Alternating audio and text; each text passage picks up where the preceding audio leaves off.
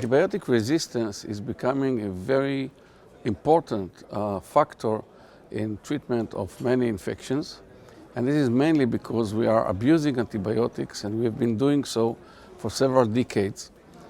This antibiotic abuse drives resistance, and resistance drives more resistance because it demands more antibiotic treatment.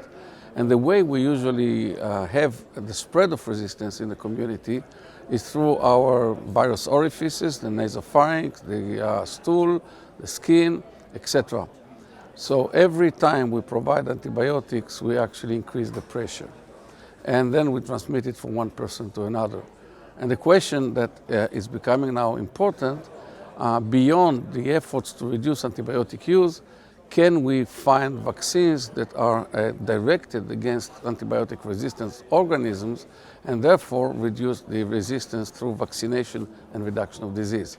This is not yet something that is well established, and we do not have enough vaccines, but at least for Streptococcus pneumonia, we have a very good solution, a temporary solution at least, that can be used as a tool to reduce resistance. So pneumococcal conjugate vaccines, in addition to reduction of disease, they also reduce nasopharyngeal carriage of the vaccine serotypes, which happen to be the most antibiotic resistant serotypes. Therefore, when we provide children who are the main transmitters of pneumococci and main transmitters of antibiotic-resistant pneumococci, because they receive a lot of antibiotics, if we provide PCVs and we reduce disease on one hand of antibiotic resistance and antibiotic use, and on the other hand, we reduce spread of the antibiotic resistance through the nasopharynx to other populations, we can reduce antibiotic resistance. This has been proven in all levels, so we have been proven that we can reduce the resistance, we can reduce the spread of resistance, we can reduce antibiotic use, and all this has been documented now in many, many studies.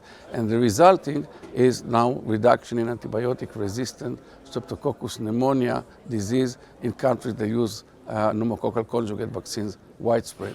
However, since the nasopharynx is never sterile, there are other pneumococci coming in the nasopharynx. Although they are less virulent, they are now more exposed to antibiotics, and they are becoming more and more antibiotic resistant. So we still understand that although vaccines can reduce resistance, the main thing we still have to do is to control our antibiotic use and to know how to appropriately use antibiotics. Together with vaccination, we might have a better tool than before, but we still need to use other tools than vaccination.